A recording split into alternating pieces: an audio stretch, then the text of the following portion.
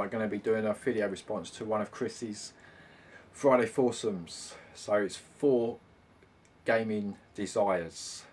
So you can pick whatever you want, you know, if you haven't got it, a collection, as far as I'm aware of. But I'm going to cut this video and then just jump into it. So the first one I'm going to pick is the Amiga 4000. And the reason why I'm picking this is because they are so rare to get mint condition without them yellowed, you know, bits missing.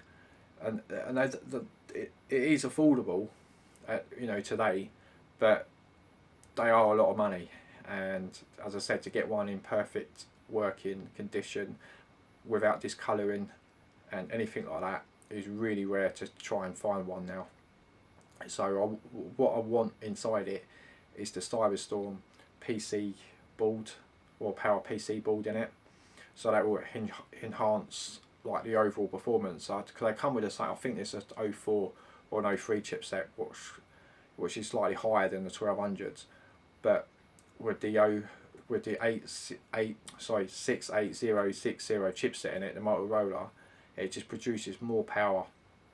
So higher end rendering, like in Lightwave, what they use for Babylon 5 and Red Dwarf, I don't think it's got that. It probably has got that power to do certain things, but it will be really nice to play around and just generally render something that's not going to take like 8 days to do. It's still going to take a while, but you know, it's just a machine that I would really desire to have. And not only that, obviously with the flight sims, it's going to be a bit more better. Games like Breathless, Alien Breed 2, and running games like Doom and Quake, you know, from the PC, it's more than capable of running games like that. It is. And I think there was Wipeout. I can't remember if that was on the Amiga 1 or on the 4000s, but it's just generally just more horsepower than what the 1200 can do at the moment for me. As I said, you know, it's going to be hard to try and find one that's in good condition and working and discoloured. You know, I want one straight out of the box, packaging, everything just the works. And also with the demo scene as well, I'm looking on AmiNet and I see a couple of demos flicking through, you know, like channels on YouTube, and I'm still into the demo scene. You know, it hasn't died, it's still there, but the amount of demos that are running, you know, they're just outstanding, they are. And you know, you just need that faster processor to run it. You can upgrade the 1200 to that chipset, but you need to tower it, and they go for a lot of money. I think the tower from Power Computing, that's another, you know, that's another desire, but you know, they go for like £500 to £600, they do. But to get in a working 4000, you know, I would love to have one. So that's my first one. That is. So my second one is the Outrun arcade machine. And from the moment you hear the little ding when you push the credit button, the music, just the quality of the game. And first saw the game in Laysdown, Sheerness, and it was, you know, it just blew me away completely. So to have the arcade machine, and this is the deluxe, the full sit down, you know, hydraulics arcade, it would just be amazing to own. It would be, you know, I'll just turn it on and then just listen to the music, because the soundtrack, it's still, you know, it's nostalgia for me, proper nostalgia, having an Outrun soundtrack. So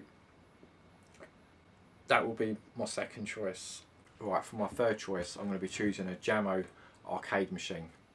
So why I'm choosing a Jammo arcade machine, again, not expensive, but I desire to have one.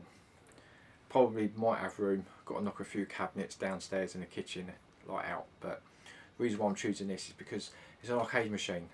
It'd be great for the Trivia High Score Challenge for a start, so you can feel for the, you know, the game, the joystick, the clicks, the buttons, and it's probably better than playing it on a Namco PlayStation pad on the PC or NAME. But the Jammo machine, why? Because it's the shape of it, it's just the feel of it, just the whole design. Yeah, he's having a little ashtray on the side, you know, like when the arcade machines were arcade machines, and you know, just to play games like Double Dragon and, you know, it's far classic, you know, like Raiden. There's loads of classic arcade games. I'm not, you know, going to go through them, but it would just be fantastic just to have a German arcade machine. It would be. So my fourth choice, and I'm not sure if this is allowed or not, but it's sort of there because I remember seeing it on YouTube years and years ago. But basically, what it is a pinball table, real life pinball table, with a mock up of Pinball Dreams on the Amiga and Pinball Fantasies on the Amiga. So all 8 tables. So you've got Steel Wheel, Ignition, Nightmare, Beatbox, Partyland, $1 Million Game Show, Speed Devils, and Stones and Bones. So you've got all these tables all on a real life simulator pinball machine, and that will be a definite gaming desire for me. There is a program out called Future Pinball that simulates them, so it's all a bit of modern technology and how the actual ball moves and like more colours on the screen and everything. Just an updated version of the pinball games, but to have a real life pinball table of these tables would just be absolutely brilliant.